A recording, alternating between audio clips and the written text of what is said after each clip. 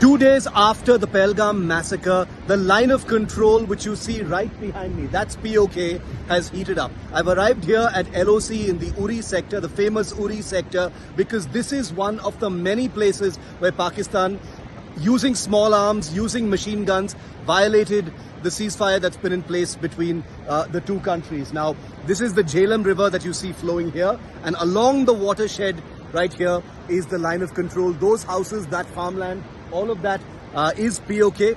We've been speaking to our sources in the army.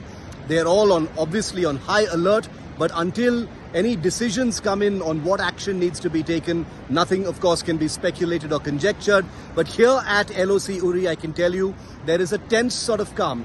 Things appear to be normal, but this is a place that has seen a huge amount of exchange between India and Pakistan. Pakistan army posts up that hill in POK have regularly resorted to ceasefire violations. They did so last night as well, and that's the reason why we wanted to quickly report from here.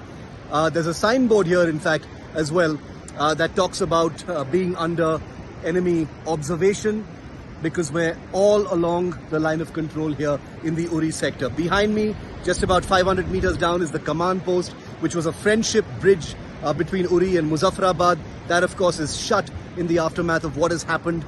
And therefore, as we continue to report here from the line of control in the Uri sector, I can tell you that this could be one of the epicenters of whatever big decision or big action India decides to take next.